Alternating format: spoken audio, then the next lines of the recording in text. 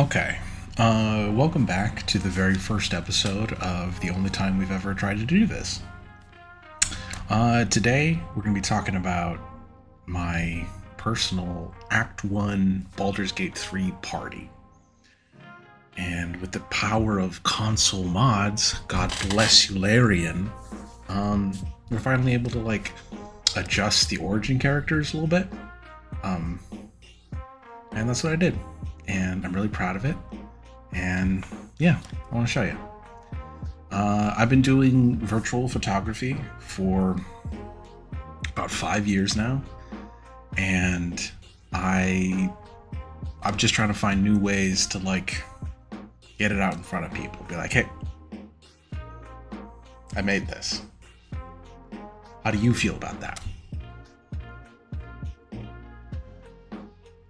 You know? So, anyway.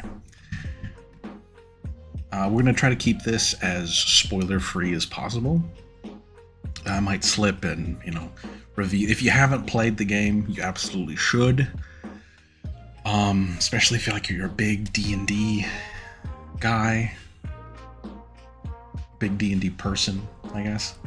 I'm not. I was not when I started playing this, but it kind of helped make me one, which is really cool. It's also kind of a mess. But it's like a beautiful, cool mess. Anyway, so this is the furthest I've ever gotten in this playthrough. I'm currently... I think I'm between Act 1 and 2. I'm at the crash. I'm figuring that whole thing out right now. But yeah. So, first up, we have Karlach. Now, this was kind of the first redesign I went for. Went for kind of like a peachy, like white girl tone, just because, from her mannerisms and things that seemed to fit the best. But more than that, her natural red color kind of obscures how fucked up she is. I had no idea when I first started playing, first started interacting with Karlach, how fucked up she is. You can see on the shoulder and even going down her side or the side of the arm, she's got horrible burn scars. Across the other arm, she's got this arm tattoo. I didn't even realize she had a tattoo on that other arm, truthfully, because when she's in her natural red and she's wearing the black leather overalls, whatever that's supposed to be, the fucking the tunic made of belts, it all she's like a dark red, the belts are black, the tattoo is black, her hair is black, so it all just kind of gets muddied. There's not a whole lot of visual contrast to try to show some of that other stuff, you know what I mean? Straight to Satan's mouth for power.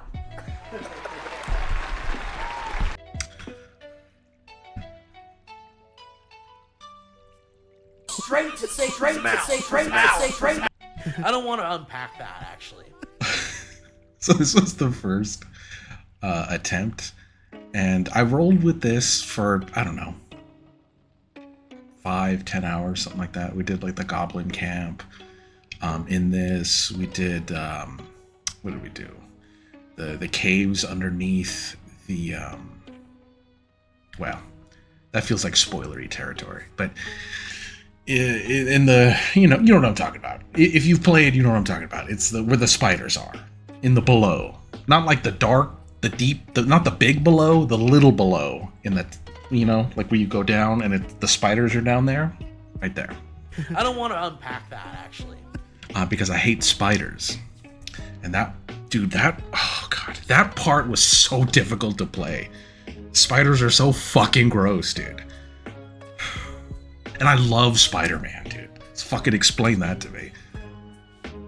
I don't want to unpack. So this was the first attempt, right? This is my most recent with this. I'm really, really, really proud of this. I gave her back her natural red, you know, and in fact I had to like adjust the picture a little bit, but I made the red like a shade or two darker to kind of go in the other way, because like at first I made her like, you know, pinkish peachy like white girl tone, which was like a strong contrast in one direction. So now I made her like a couple shades darker red to contrast the other direction. So it allows like all these like burn scars to like rise up from the skin, and like so they're a little more hidden, they're a little more subdued, but once you know to look for them, they in the opposite kind of way they stand out, if that makes sense. But I'm really, really proud of this particular one, this design. So something that I really tried to keep hold of as I was doing these was reimagining these characters, not like fixing them, not like making them something completely different, but like staying true to the way they're written, the way they're acted, their backstories, and just trying to like pull a different conclusion out of it. You know what I'm saying? So with Karlach, I left her a barbarian. I considered going like Vengeance Paladin, yeah, something like that, but barbarian just fits, in my opinion, just fits her the best.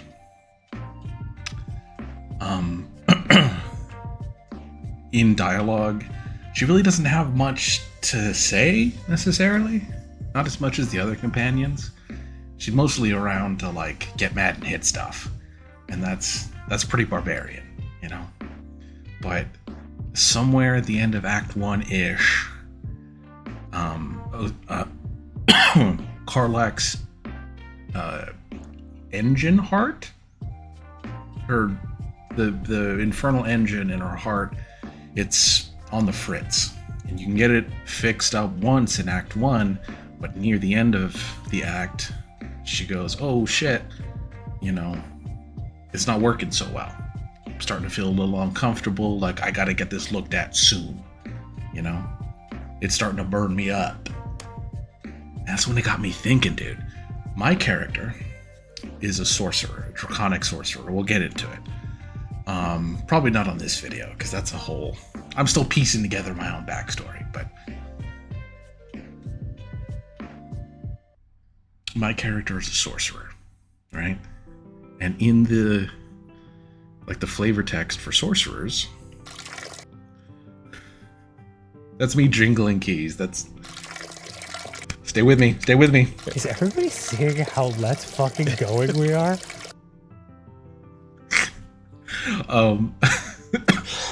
Sorry, I'm just getting over being sick. And we're not editing this. We're not editing this. I'm gonna fucking... I don't want to... Who wants to edit? I don't want to do any of that shit. Well, we're trying to keep it brisk.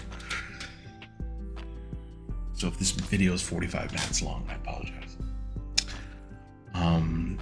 So my character is a sorcerer, right? In the flavor text for sorcerers, it says that you're born to magic, essentially, either from a bloodline, like a powerful bloodline, or from a gift of some sort. But magic is inherent. Whereas wizards have to study magic, sorcerers are magic. They're like, it's a natural talent for them. So to my mind, my character is very much the dad of the group. He's bringing in everyone under his wing. It's kind of like he's caring for his people. You know what I mean? So with Karlach, her whole deal is that she's got an infernal engine in her chest, and she lights herself on fire and beats the shit out of things. You know? And to my mind, how interesting would it be for a sorcerer to take on, not necessarily like a pupil, but like help teach Karlach how to like control her fire. You know what I mean? Because what is her like power up Super Saiyan flame mode what is that other than channeling innate magic? You know what I mean? What is that then? How is that any different from being a sorcerer? It's just terminology. So I think with this look, we're kind of going for like a paladin adjacent, like juggernaut is the vibe I'm going for. Because I really like the sorcerer's robe, how it's got like these belts going across the chest. It's got this very like pinned up look. It's like, it gives a very regal impression because it's got these like flowing robes. But it's with the belts and everything and how like well put together the whole thing is, it gives the impression that the wearer is like tightly fastened. You know what I mean? Like they've got a lot of power, but it's like, you know what I mean? Like it's tightened up. You know, the hem of the pants, the waistline of the pants is up here and the belt is tied up just below the nipples. You know what I'm saying? Power stance. All right, fucking undercarriage hanging in the right leg. Tight beat. But what the fuck was I saying? I don't want to unpack that, actually. But it gives the impression of control. That the wielder has this awesome power, but it's tightly controlled. Like, to my mind, the sign of true mastery is not inferno that's uncontrolled, just wildfire. The sign of mastery is a blaze held in the hand. You know what I mean? It's controlled. It's metered out. So to my mind, that's the line of connection between my player character sorcerer and Karlak, is he's sort of teaching her to harness her engine's fire and like wield it, not just explode all over the place. I think I'm gonna come, says the lightning as it proceeds to comes all over me to death. Straight to Satan's mouth for power. You know what I mean? I don't want to. But he's teaching her to harness it. So she's got like the Magneto helmet. It is not shown in the picture, but she's got like the Yankee boots. There's the gold colored. She's got these big menacing gauntlets. The idea is that she's not lashing out with her fire. She's wielding it. She's learning to wield it. And so she's a paladin in everything but class. You know, she doesn't have any of the smites or anything like that. She's not an actual paladin, but she's in spirit. She's a paladin. So this is her without the helmet. For this, I downloaded a mod. If there's any interest, all the looks that I've compiled here are totally doable on console, with like console's like limited mod manager thing. So if there's interest, I'll list them all down in the description. But there's a mod to add to give her Minthara's hair. And so I did that. I played up the red, and then I did like sharp, light red highlights to really drive home that she's like this infernal warrior, you know? So it's like, it's still wild and it's still like, you know, hanging all over the place, but it's, you know, it's up in a bun, it's tight, it's contained. You know what I mean? Fire is wielded, not just I was slinging cream. Were you? Yeah. Praise God, mama. That's not the one I meant to hit, but I mean, that's pretty much what I meant. But I also gave her the I changed the neck tattoo, going from the totemic throat in this one, and I gave her like the fire one. I don't know what it's called, but it's like, it's got like fire on the neck, and there's like a flame on the forehead, which, I mean, staying on brand. But more than that, and this is what I was really fucking excited about, wonder if I can get this to zoom in. Oops. Hang on. We're doing it live. There we go. There we go. It's a little scrunglow. So, going along with the theme of keeping these characters as close to how they were originally pitched to the player as possible, Karlach has one broken horn, right? Her whole body is covered in burn scar, at least the torso, actually. I don't know about the lower half, because frankly, in this chat, we play as gentlemen, so I genuinely don't know. I've never romanced Karlach. I've been meaning to. Okay, side tangent. Little baby side tangent, promise. I'm about to butt. I've been meaning to romance Karlach since I first started playing this game. Since Jack Thinny Fantano, fucking Jack Attack, Nerd How You Do, since Jack first gifted me a copy of Baldur's Gate 3 on PC. Shout out Jack one time. My leg! I've been meaning to romance Karlach, but I get distracted every time by Frogwife. Every time. So that's what I'm doing this run. I've completely diverted. I got completely sidetracked with Frogwife, and now I'm just going to see that through, and the Karlach thing's just going to have to wait for another day. All right, it just is what it fucking is. Gentlemen!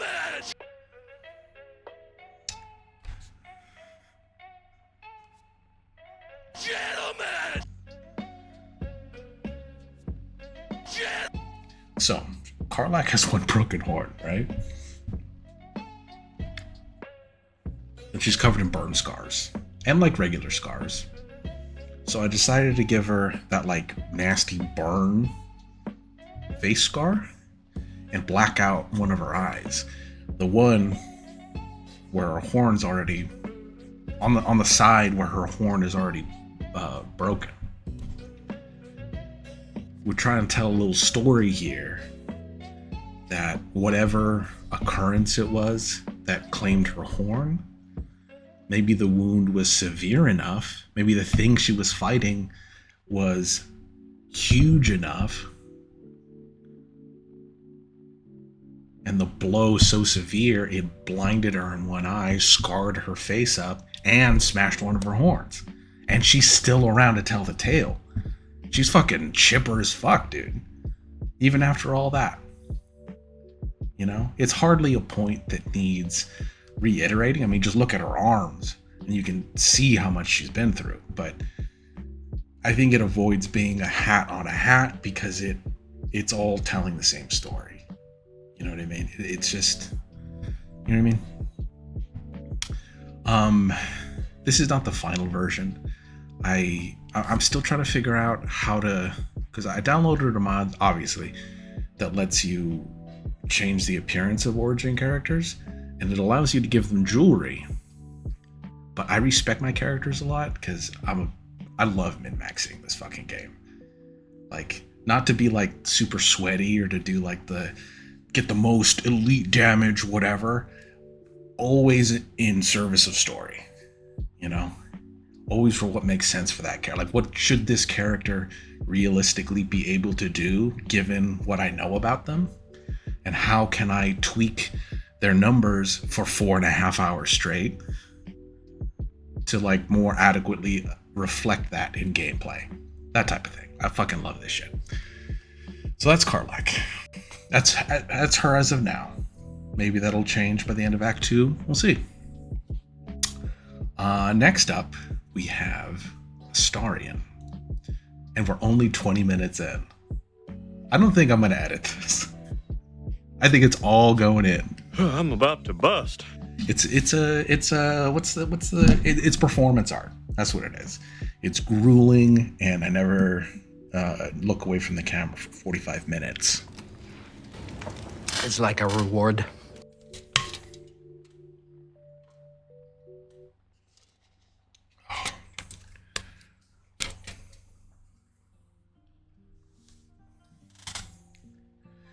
See, that's funny because I barely make eye contact at all. It insists upon itself, Lois. What? It insists upon itself. What does that even mean? Astarion is interesting. He is interesting. When I first saw this motherfucker, I did not care for him. I said, who is this dandy fop MF? Who is this dainty motherfucker? Right? Because here's the thing. My favorite character on 90s television sensation Frasier is Niles Crane. He's genuinely my favorite character in maybe any sitcom. David Hyde Pierce is a genius of physical comedy. Because so many of the comedic beats that David hits on that show are so little. Like, it's just like the little ways he like moves his head or his shoulders or his arms, just the way he carries himself. I mean, of course, there's like the big moments.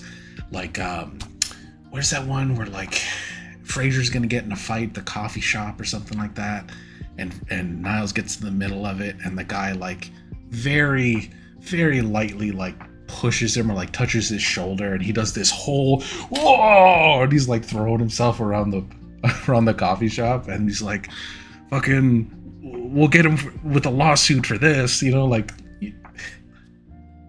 he's great in those big moments, right? He's brilliant, but he's a masterclass in just the little moments and just the little extra things. He's always moving, you know. He's always moving his jaw or his hands, or he's a really fascinating entertainer. But that can be a double-edged sword. Sometimes that's engaging and fun, and I really like it. Sometimes it's fucking annoying. Now, David Hyde Pierce, God bless that man's soul, has never, to my knowledge, erred on the side of fucking annoying. Astarion, on the other hand, walks that razor's edge at all times.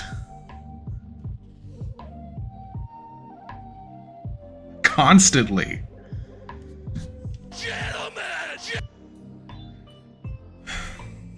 So I do like Astarion. He's currently on hiatus from he's in timeout right now from the party. Because oh my god, we'll get into it. Astarion.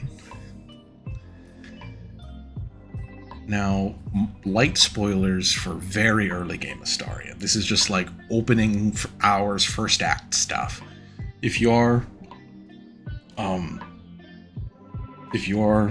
sensitive about that sort of thing, and you don't want any spoilers, fucking skip ahead to when Astarion's not on the screen anymore. I'm not good enough at this to like figure out how to put time codes, so just scroll until you don't see Astarion anymore, and then there you go. But so Astarion's whole thing is that he's a high elf, right? But he's also a vampire spawn. Now, vampire spawn has all the thirst of a vampire, but very few of their powers, end quote. But mostly they are slaves to greater vampires, or I don't know what the exact term is, but like full vampires. Because apparently the way it works is you get bitten, you become a vampire spawn, and then if the spawn drinks the full vampire's blood, they become a full vampire. But of course, who would ever willingly give up their power? Which leads us to this motherfucker.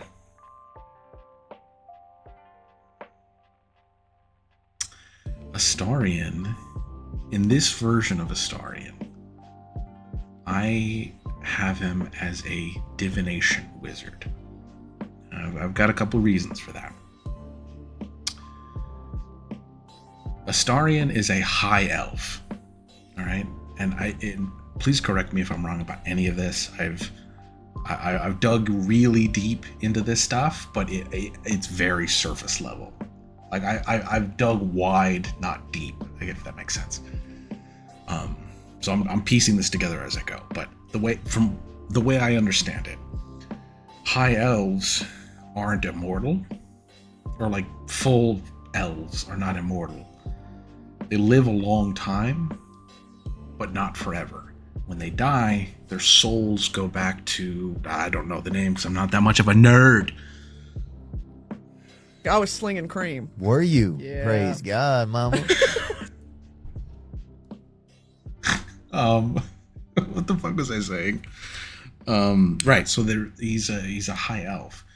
So when they die, their spirits go back to their like paradise to be with their god or whatever. I was like wondering where the beat went. And then they're up there for a little bit, and they like reconvene with the other like fae spirits, and they're connected to like their whole race's lineage of memories. And then at some point they get reincarnated into the next generation, or into a next generation, and reborn as a new elf, and etc., etc. Astarion, from the way I understand it, was bitten as a fairly young high elf and remained a vampire thrall for like around 200 years, right? Where he was forced to feed on, what do you say, like rats and bugs, and just awful, like for a vampire, just an awful diet for 200 years, right? He's never drank human blood or like humanoid blood. It's all been like sick animals and bugs and stuff. So to my mind, I think elves live for a long time. Vampires live forever. But Astarion has been on a shit diet for 200 years. So to my mind, that would make that's why I upped the maturity slider all the way to 100. I made him creased, greased, and reesed, fucking wrinkled up. Made him an old man Astarion, because he's not been getting the nutrients he needs for a really fucking long time. So he's like this, his body's like shriveling up, essentially. He's still very young. His mind, he's still very young, but his face is creased and lined, and he's just like, you know what I mean? So that's why we did that.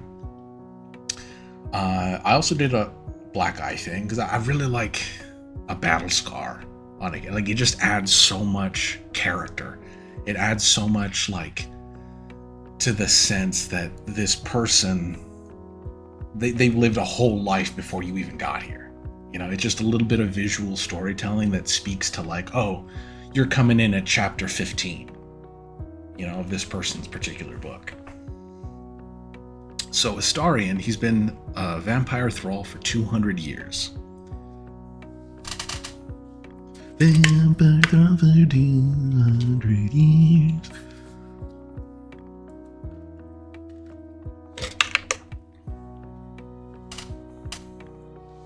And it's said that elves, even the ones that don't become wizards, the ones that aren't sorcerers, all elves have some connection to magic, just inherently. It's part of who they are. So this version of Astarion, I think he spent those 200 years studying. You'll know if you spent any kind of time with Astarion how greedy for power this guy is. He spent 200 years being a victim, being abused, being neglected, kept as a thrall, and he is eager for anything. he can get his hands on. Any sort of power that he can use to subjugate others and like get his revenge that way. He wants any kind of power he can get his hands on. So that, to me, made a whole lot of sense to make him a wizard. Because he would have spent those 200 years with the only thing that comes naturally to him. Look at him. He's not a burly guy. He's not a dexterous MF. You know, he's not a fighter. But he's an elf. I think he would study magic in that time. And I think the runes going over his what is that, right? Left eye. That's why I made him a divination wizard. Because divination wizards literally peer into the future. And they use their divination die you can replace like dice rolls and essentially change fate. And for an elf that was already going to live hundreds of years, now cursed to live forever, I think Astarion would seek to subjugate his captor, which is time. You know? I think he would want to master that first. So I made him a divination wizard. Now, this whole thing, this was an early mock-up. I just needed a robe for him to wear. I needed a staff for him to have. So he's got the early game staff that lets you create water. But I decided very quickly this was way too Jedi and way too fucking this is way too fucking clean. He looks almost nice here, and that is frankly not the case. This guy is such a prissy little despot, this motherfucker. Which is why this is where he's currently at, right? Full vamp. Well, he's not. Well, we're not going to get into that. But the team knows he's a vampire. I gave him the hag's staff. Allows him to cast Ray of Sickness. He's got the Viper's robes. I think they're called the Viper's robes. You do more damage with poison. Because essentially, this dude is a toxic little snake. I love him to death, but, you know, is what it is. To me, this just fit perfectly. That just fit that. It fit his whole vibe to a T. He wants any kind of power. It doesn't matter what kind. And he was feeding on rats and bugs for 200 years, so he's not shy about getting his hands dirty. In fact, in the flavor text for his staff says that it's like made of rotting wood. And even holding the thing fills you with like this overwhelming sense of like nausea. And there are like live bugs crawling just underneath the surface of the rotted wood. Like that thing is fetid and disgusting. That's a disgusting fucking stick.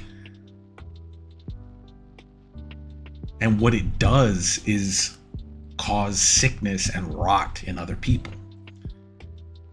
And I don't think Astarion gives half a shit. I think power is power to this guy.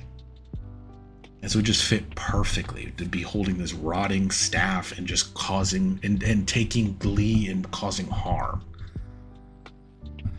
If you can't tell, me and Astarion are on the outs right now. I'm playing a more heroic character, and I'm getting kind of sick of him whining every time I try to save somebody. All right, it just is what it is, brother. Gentlemen. Anyway, so that's where he's at. He's on the bench. Next up, we have Shadowheart. And Shadowheart, I'm going to have to spoil at least some of it. So here's your warning. Light, early Act 1 spoilers for Shadowheart. If it just kind of explains her deal. She is, pause for spoilers. She is a follower of Shar, which if I'm not mistaken is the goddess of like darkness. And they are locked in battle against the goddess of light, Saloon or Saluna or Saloon, something like that.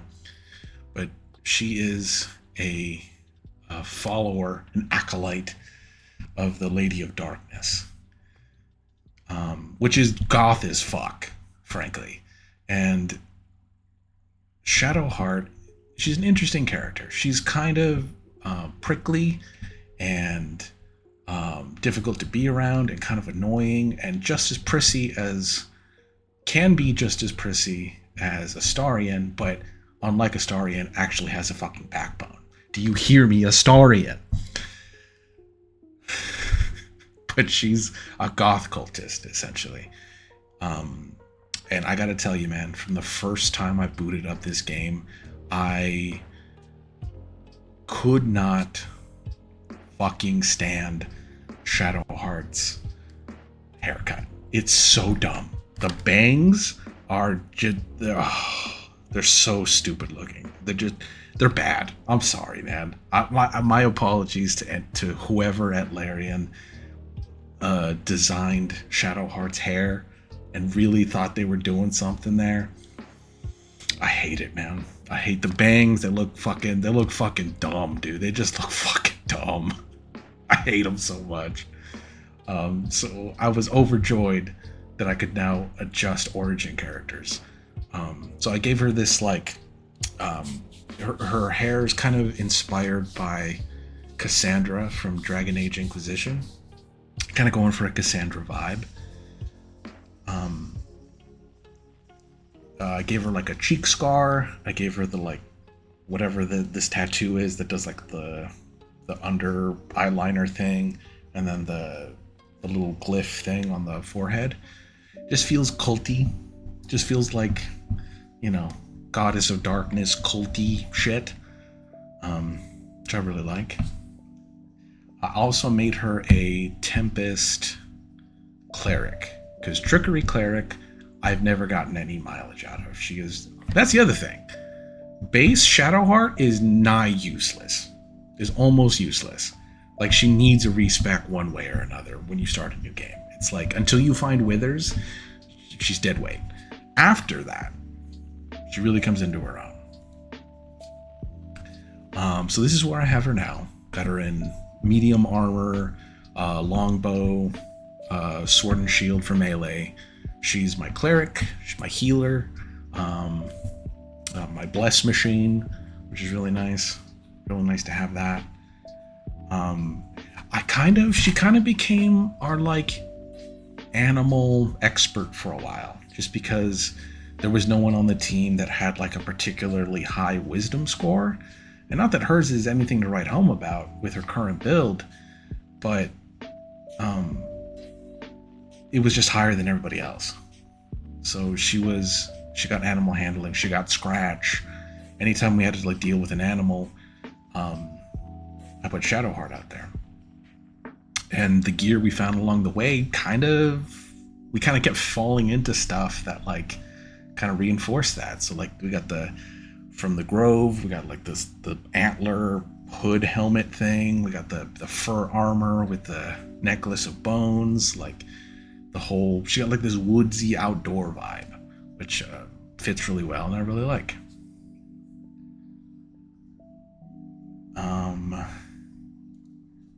And that leads us to this very nice moment.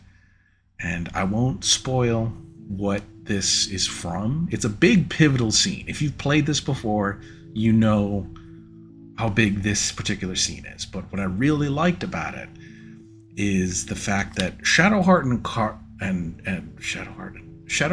Lae'zel have been at each other's throats the entire game. They fucking hate each other. You know? I'm about to kill each other. I'm about to kill each other, I said. So this moment was kind of nice. It was like she's got this look of like, oh shit, like kind of like bemused, but also like I can't imagine that Lae'zel didn't earn some points in Shadowheart's book in this moment. And so it was a nice like tender character moment where like these two like frenemies are like starting to like get the measure of each other, which is really nice. And that leads us ever so gently at the 40-minute mark to Frogwife. Lae'zel is a fascinating character. The Githyanki are fascinating to me. And exploring the possibility of their background presents for roleplay, for class. I mean, so many different ways you can go with a Githyanki warrior and how you define that. I wanted to start with this one because, I mean, you know, you stand before a truly resplendent portrait of Queen Vlaakith in all her glory. You know what? I forgot to put my camera in this scene. Hold on. So we're doing it live. Video capture. There we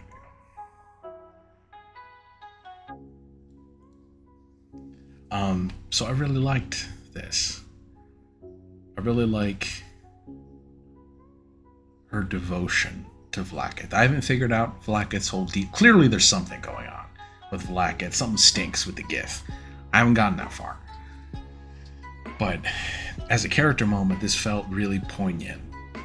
How much they idolize Vlaakith. And that devotion. Now that devotion, that single-minded, like, what's the word? Not that idolatry, but that zealotry initially had me re-roll Lae'zel as a vengeance paladin. Because it fit well enough, you know? But it also felt like that was more of like a surface level read. It didn't feel like that was like it really touched on the core of her character, you know? I feel like, I mean, an argument could be made either way, because I'm just fucking talking out of my ass here, but on this playthrough, it didn't feel right to have her as a paladin. Instead,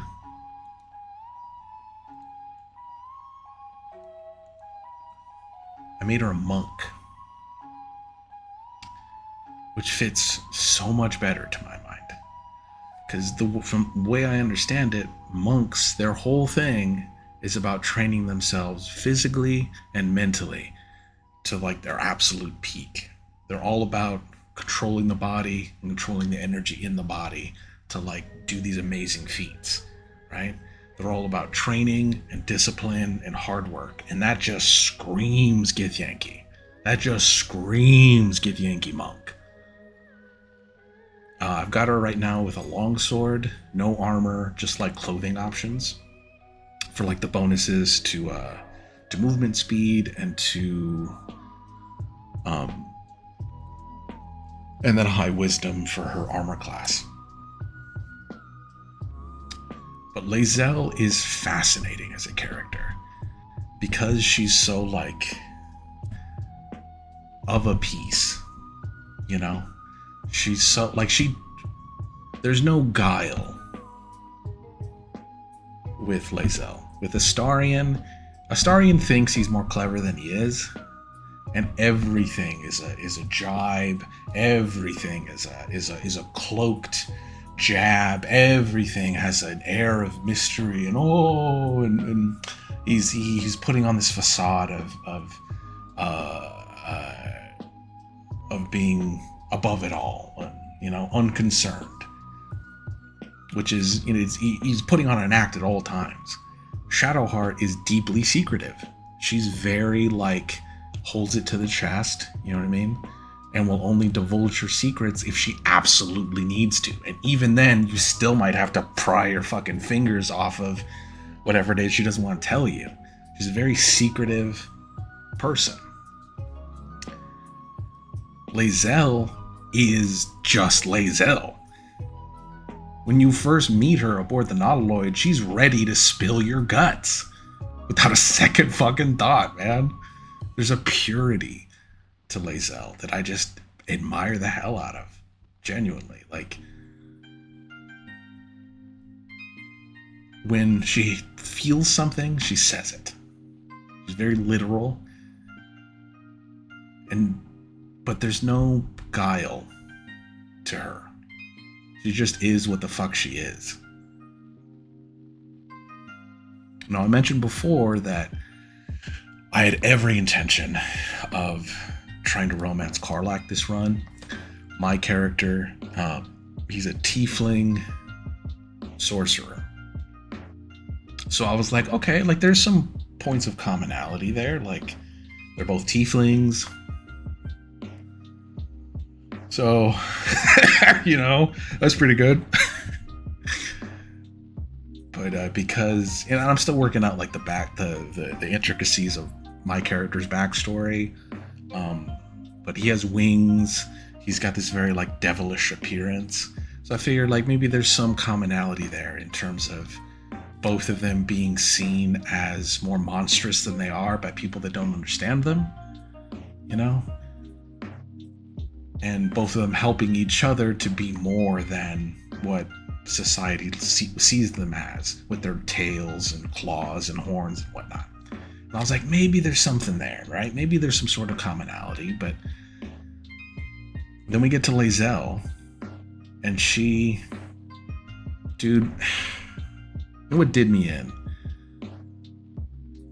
If you get her approval high enough, and it really does not take all that much, frankly. But if you get her approval high enough, she just like shoulders back, head up, like chin up, just like looks you dead in the face and being like, you smell nice.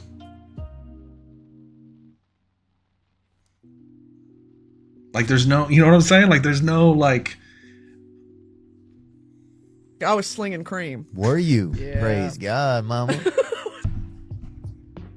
You know, she's so straightforward about it that like it just that is always irresistibly charming to me. Of just like, say what the fuck you mean, you know?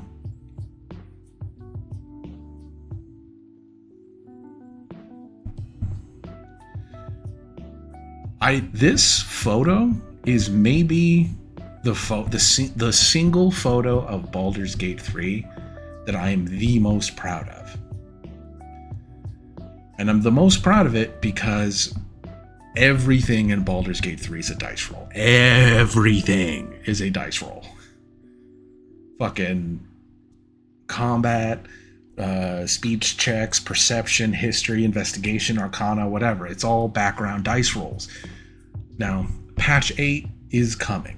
At the time of this recording, patch 8 is not out for consoles, which supposedly is bringing photo mode, which will make all of this so much fucking easier. I'm so excited for photo mode. As it stands right now, I'm playing on PS5. When something comes up, I just have to hold the little share button to take a photo and just pray. Like, I can't, like, you know what I mean? Like, because you hold the button and it takes a photo, like, but there's like a delay. It's like, you want to take a photo of this moment. There's no photo mode to open to freeze it so you can frame it and take the photo. You just you press the button, it waits a second, and then it takes the photograph. So the fact that I was able to get this as well lit and as well framed as it is, in the midst of frankly being distracted, is kind of a miracle. Because you don't, I mean, I didn't think to make a save beforehand to revisit, but you don't get to revisit this scene once it's a one and done. So as it's going, I'm like trying to find key moments to like capture. This is across the game. You're trying to find key moments to capture and just hope. Like for every one of these I've got like 7 that are like a miss, or like the character's eyes are closed, or their mouth's open in a weird way because they're like mid animation, or like their arms up here or whatever. Like it's so hard to like find it, but when you do find it, man, this game looks good. This is Lae'zel. And put me down here. I picked this for our last one. Because this is kind of, and I won't spoil the context for this. If you know, you know, it's sick as hell. But suffice it to say that Lae'zel this is a big moment for her. With the golden light, this is her ascending to what she believes is where she needs to be. And the way that this shot is framed, again, miracle that we got it, it just blows me away, man. This game is so fucking pretty. I cannot wait for photo mode. And I just really like it. Yeah, man. I've been yapping for almost an hour. I don't know that I'm gonna edit this. I'm tempted to just go, fuck it, good enough, and just upload it. I might just do that. Yeah, man, that's that. If I don't know, let's see how I'm feeling about this. Maybe we'll do another one of these sometime, and we'll try to find a way to utilize some of my. So I've got thousands of photographs that are my absolute favorites that I've ever taken, and I have an Instagram where you can check out some of those if you want. That will for sure be linked in the description below.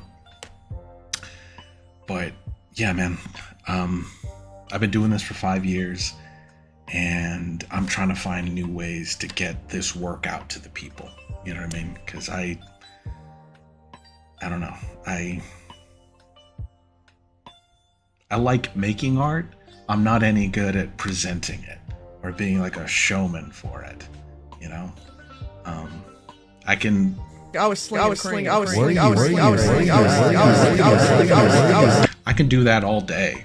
I've been doing that for 5 years, at least twice a week. For 5 years, all right? Twitch.tv/alldaysure. I've been doing that for 5 years. But in terms of trying to marry those two things, I don't know. It's messy and it's weird, but I hope you like it. See you on the next one.